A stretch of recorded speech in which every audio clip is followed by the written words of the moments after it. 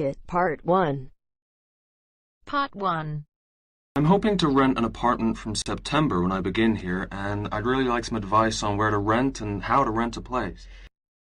First, you have some time to look at questions 1 to 5.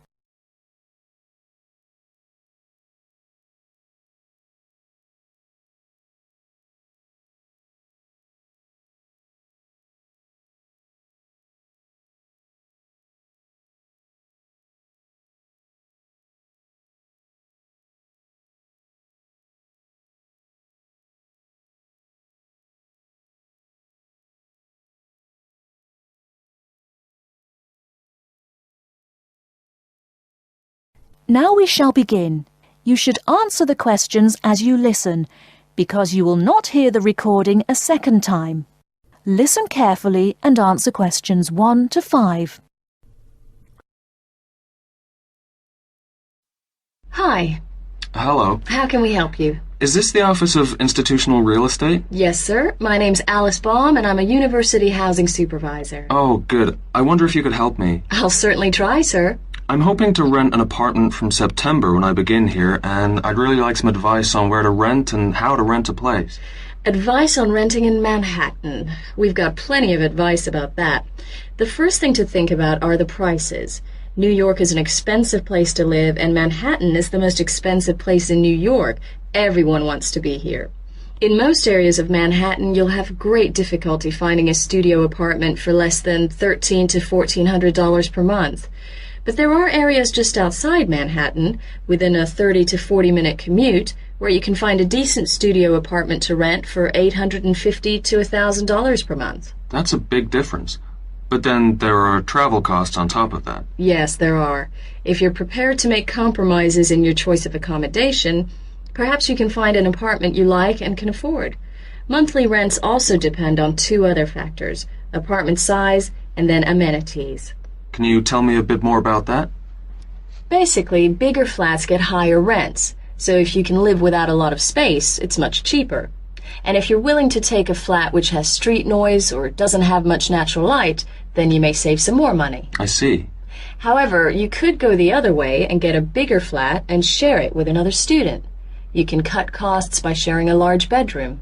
To find a roommate, check the listings for apartment shares in the housing registry. Share a flat. I hadn't given that idea much thought. Lots of our students do that. What about amenities? Can you explain that a bit more? You need to decide what facilities you really would like and what you can do without. For example, do you want a doorman? Would you like an elevator? These kinds of things put the prices up. I don't think I need a doorman. Is there anything else I should know? Yes, remember, the housing market is very competitive, especially for affordable apartments. You need to be prepared to make decisions quickly and be flexible with your plans. Don't start your search earlier than 4 weeks before you want to move in, because tenants only need to give landlords 30 days notice of their departure. Okay. Before you hear the rest of the conversation, you have some time to look at questions 6 to 10.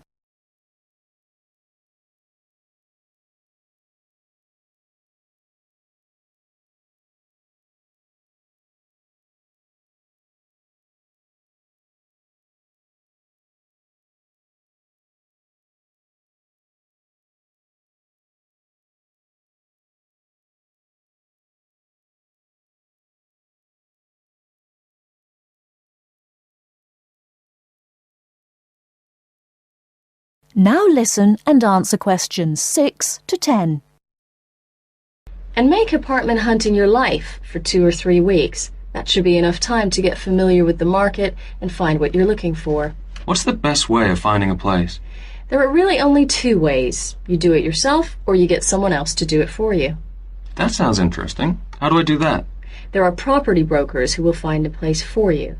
They can guide you to the property of your choice and help you with the paperwork. Well, that sounds great. But they do charge you a commission fee. In Manhattan, expect to pay between 12 and 15% of the year's rent.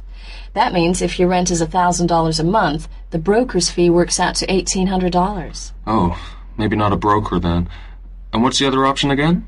Do the legwork yourself. Look in the classified ads, call landlord companies, and do online searches. Check out our website first. You mentioned paperwork. Could you tell me something about that? Sure. To rent an apartment, you may be asked to complete an application by your prospective landlord. You may also be asked to pay between $50 and $200 for credit reports. Landlords want to see evidence of steady income and good credit. I see. Because you're a full-time student, most landlords will require a guarantor, someone to guarantee you will pay the rent on time. And when the landlord approves your apartment application, be prepared to pay the first month's rent and the deposit when you sign the lease. That's a lot to think about, and it sounds like a lot of hard work. Thank you very much for the advice. You're very welcome, and good luck.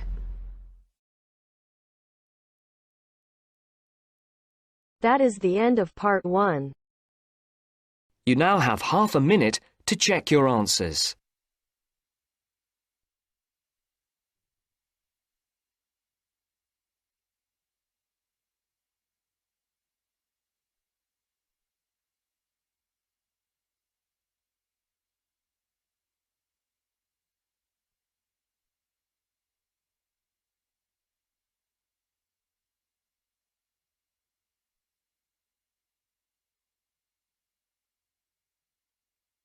Now turns to part 2. Part 2. First, you have some time to look at questions 11 to 16.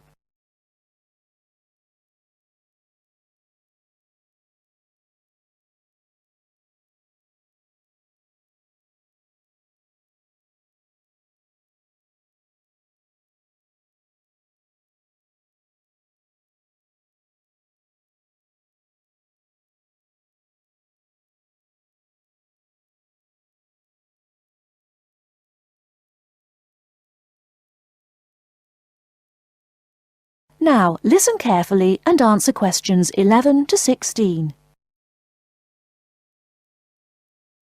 Hello, welcome to the university. Let me introduce myself. My name's Helen Brown. I'm the International Office Administrator, and I'm responsible for looking after students here on scholarships, in particular Chevening scholars. Perhaps you could introduce yourselves to me. Hi, I'm Ansgar from Grasse in southern Austria. And my name is Magali. I'm from a town near Montpellier, France. It's a pleasure to meet you. Pleased to meet you too. Nice to meet you. So, let's get started. I'm going to tell you about the schedule for today. Today is your orientation day at the university, and it's going to begin in half an hour at 10 o'clock with a speech from the Vice-Chancellor welcoming you to the university. That's very nice. Where is it? It's in the main hall on floor 3. Okay, but how do we get there? From here, the International Office, go down the corridor, past the lecture theatre and student common room. Then you'll be at the main entrance and you'll see the lift to your left. Take the lift to floor 3 and the main hall entrance is after the buffet. Okay, floor 3 after the buffet. I can always find my way to food. So we'll be able to find the main hall, no problem. So after the Vice-Chancellor greets the new students, then 30 minutes later, the Mayor will welcome you to the city. Together it should be about an hour, so it's not too much of a drag. And what happens then? After that, you'll have a meeting with a representative of the British Council, and she will brief you on life in Britain and what your sponsor expects, and of course doesn't expect from you. It will be nice to meet them. Is that in the main hall too? No, but it is on floor 3 again.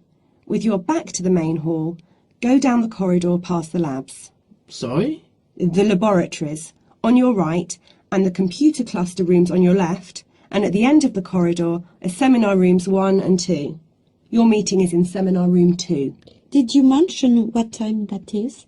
No, I didn't. It's at 11:15 and it should last about half an hour. You'll meet her a number of times during your studies, so it's important to go to that meeting. Okay, I'll make sure Magali is on time. Ansgar, I'm always on time. Very well. Now for the final part of the morning and lunch, you'll be with your department. We're both doing biomedicine. Oh, that's interesting. But we're not sure how to get to our department. Well, you don't need to go very far from seminar room 2. The laboratories and seminar rooms all belong to your department. So basically, you need to turn left out of seminar room 2 and go past the next two teaching rooms. Your departmental office is on the left. Will someone be there to meet us? Oh, but of course. At 12 o'clock, the course administrator will meet you at the departmental office and introduce you to members of staff and the head of department, Professor Heanue. Heanue? How do you spell that? Heanue. He will tell you about the department and your course, the coursework and academic life in Britain. Have you both got reading lists? Yes, I have. I'm afraid I haven't. You can get one at that meeting. Then finally, as it's your first day, you'll have lunch with the department staff in the refectory from 1 to 2. Oh, that's really nice. Great. There's just one more thing. In the afternoon, you have the chance to meet other international students in the main hall again. And you can ask them about their time at the university. That's from 2:30 onwards. I'm looking forward to that.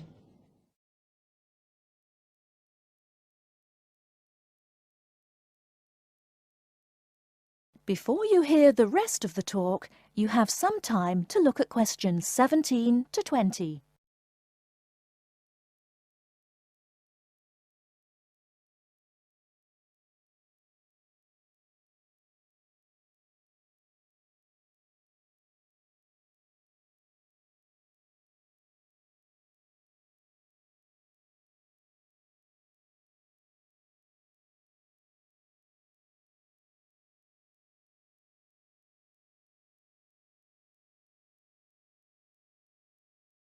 Now listen and answer questions 17 to 20. So you're thinking of opening a bank account with us? That's right. And you are an international student at the university? Yes, I am. And how did you hear about us? From Student Services.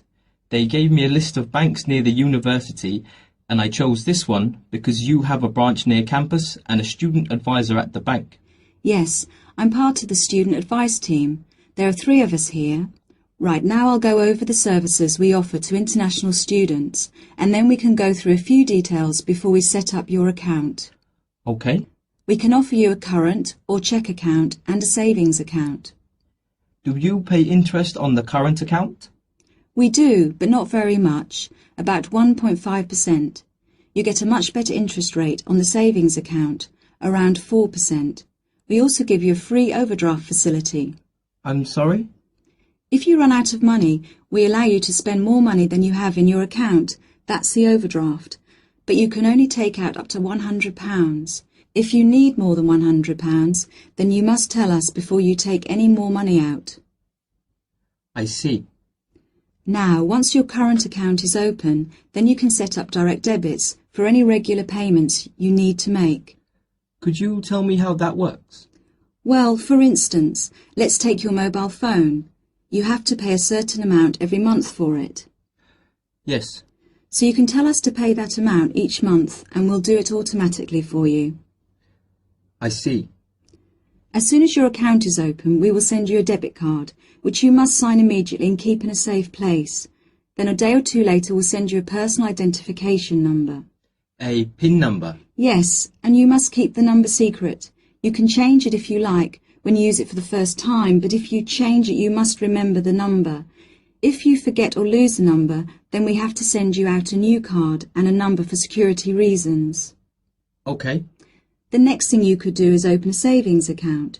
If you know you have to save a certain amount of money to pay your accommodation or course fees, we can open a savings account for you to put aside some money each week or month. How can I do that? You can manage your accounts in one of 4 ways. You can come into the bank here on the university campus and tell us what you would like to do, or you can call us on 08457 004 004 and instruct us what to do over the phone. That's 24 hours a day, 7 days a week. Alternatively, you can manage your account over the internet. I see. You have to go online and register at our website at www.hsbc.co.uk/online-banking before you can use the service. Finally, if you have a digital TV, You can use TV banking by pressing Interactive on your digital TV remote control. Oh, really? I don't have a digital TV, unfortunately, but I can do the first three things. Now, do you have any insurance? What's that? For example, if you lose something or one of your possessions is stolen, we will cover the cost of it. How much does that cost? It's £24 a year, so it really is worth thinking about. I don't need to think about that. I'll take out insurance. I'll arrange that for you as soon as your account is open. Now, would you like to go ahead and open an account with us? That is the end of part 2. You now have half a minute to check your answers.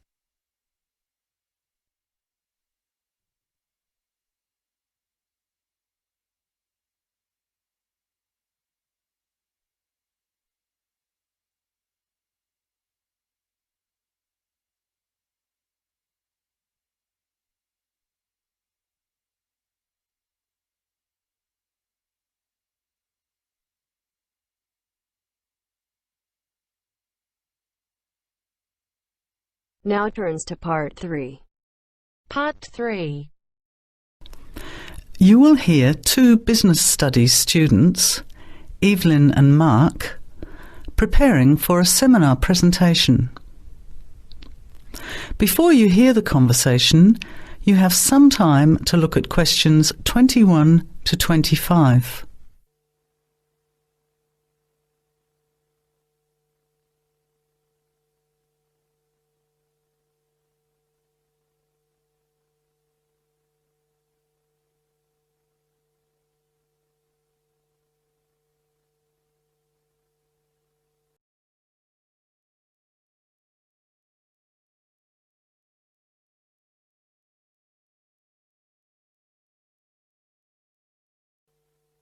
Well, I think the marketing of food would be a good topic. I read a very interesting article the other day about the Canadian food market. I suppose everybody's interested in food, even if it's trying not to eat. Why Canada? I know that's where you come from, but isn't it just all North America, really? No, that's why I thought this article was interesting. Although lots of US companies are well established in Canada, and vice versa, there are still subtle differences between the two markets. It says here, the Canadian market is definitely not a northern clone of the US. I like that. And it says that if you understand these differences, it can have a big impact on successful food marketing. So I know that Canada has a big French-speaking population in Quebec. Is this what they're referring to? Not only French and English speakers, there are many different ethnic groups in Canada. It's really quite multicultural. For example, Toronto has large Asian and Italian populations, and Vancouver's got a large Asian population too. And because Canada's population is small, these groups make quite an impact, introducing new styles of cooking. So you can see lots of unfamiliar vegetables and things in the markets, and new restaurants are opening every day. It's great if you love trying out new foods, as many people do. Which kinds of food are becoming popular? Well, some Asian food, I'd say, has been popular for quite a while, like Chinese. But now, Southeast Asian restaurants are becoming very fashionable. Then there's Mediterranean, of course, such as Greek, Italian, and so on. But Caribbean and Mexican food is really taking off among young people these days.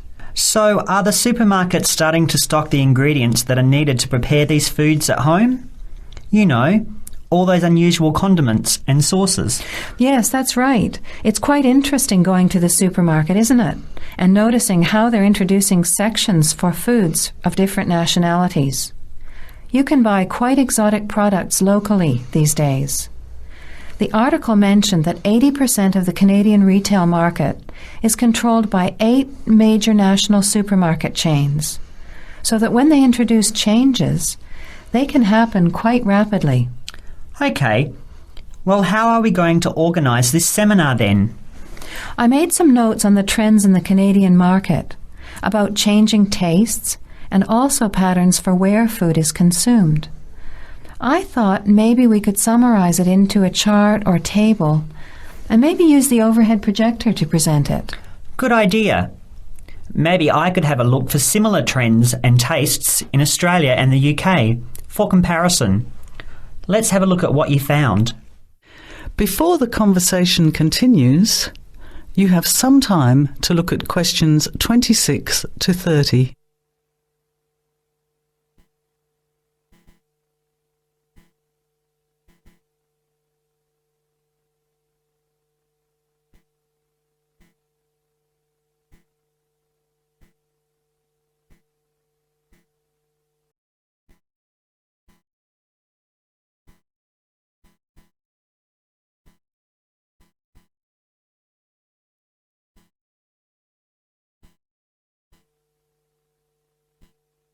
Now, as the conversation continues, answer questions 26 to 30. The most significant trend, it seemed to me, was that Canadians are definitely interested in healthy food. For example, did you know that salads are the third most commonly eaten food in Canadian restaurants? Really? What about organic food then? Is that becoming more popular? Yes, it's definitely moving into the mainstream compared to a few years ago.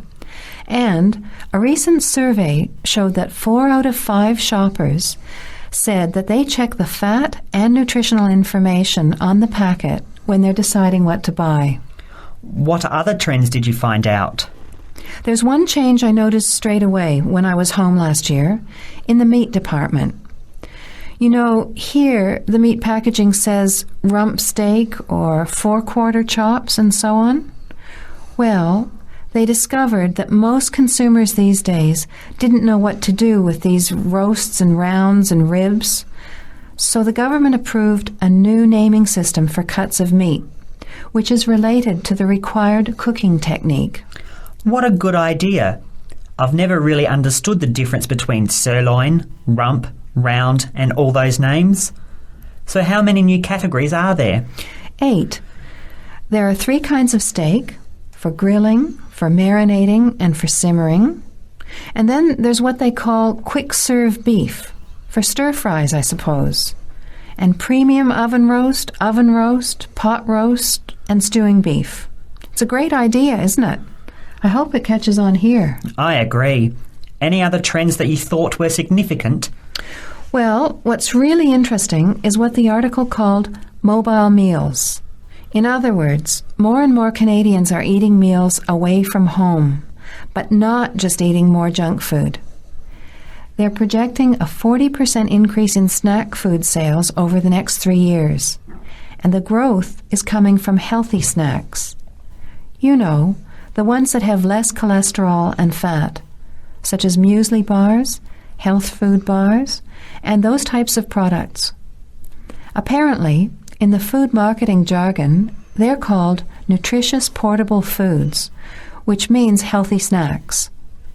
The other major trend is that young people are doing more of the food shopping these days, so marketing has to be aimed more at them, as well as more conventionally at the mother. Thanks, Evelyn. I think we'll have an interesting discussion about these trends and the comparisons with other English-speaking countries. I'll see if I can get some information about them to compare with yours, and meet you on Friday to put it together. See you then. Bye. That is the end of part 3. You now have half a minute to check your answers.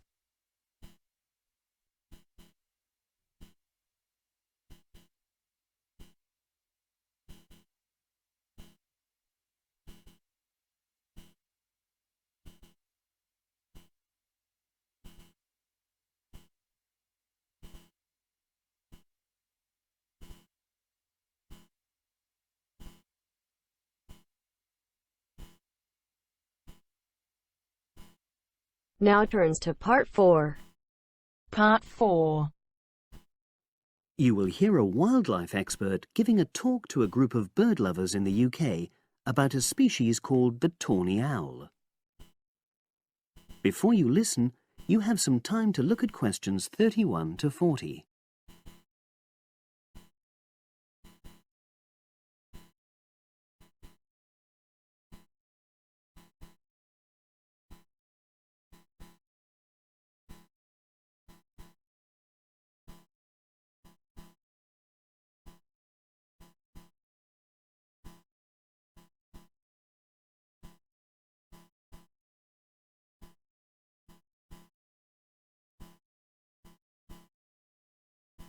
Now listen and answer questions 31 to 40. Good evening, everyone. You're all likely to be familiar with pictures of the tawny owl. Because of all the owl species in the UK, it's actually the most common one. But the chances are that you're more likely to have heard one than actually seen one, as it's also strongly nocturnal. This means that it normally ventures out at night. So, what kind of habitat does the tawny owl prefer? Well, a survey carried out in the 1980s confirmed that this owl is most likely to be found in woodland. If you look at a map of tawny owl distribution across Britain, you'll only see gaps in the treeless marshy areas of eastern England and in some of the more upland parts of northwest Scotland. However, you can sometimes find populations of tawny owls in urban areas too, either in parks or in large gardens. The tawny owl shows some obvious adaptations to its natural habitat. For example, both its wings and its tail are short, which helps it to maneuver through the trees. Also, the bird's plumage is a mixture of brown and grey, and this provides suitable camouflage for when the owl perches up against a tree trunk. Then there are its large eyes. The tawny owl's visual capacities are considerably better than those of humans, and although it can't see in complete darkness, it's sufficiently well equipped to be able to navigate its way around woodland on all but the most overcast nights. Another factor that contributes to the tawny owl's success as a hunter is its excellent memory of the layout of different areas. If you combine this ability with the owl's strongly territorial and sedentary nature, most populations of tawny owl are sit-and-wait predators, you realize that it has a good opportunity to predict where prey might be found. Finally, as well as having large eyes, the owl's sense of hearing is excellent, and this helps it to locate potential prey as it sits on its perch.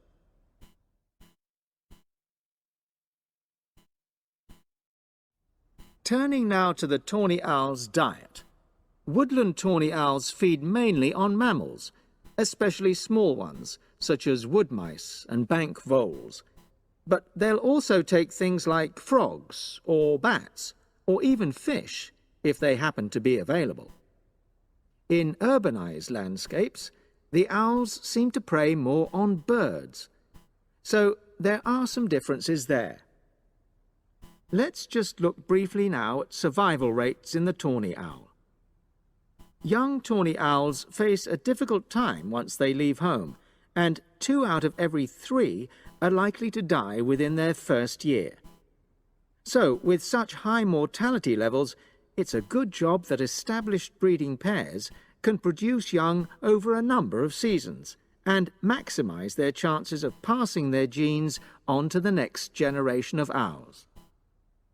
I've already mentioned the sedentary nature of the tawny owl, but it's not just adult tawny owls that are sedentary in their habits. Young birds, dispersing away from where they were born, rarely move far. The average distance is just 4 kilometres. There also appears to be some reluctance to cross large bodies of water. The owl is absent from many of the islands around our shores, with only occasional sightings in Ireland and the Isle of Wight off the south coast of England. Right, well, now I'll show you some photographs that have been taken in 1 or 2 of the natural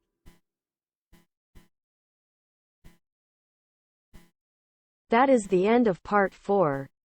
You now have half a minute to check your answers.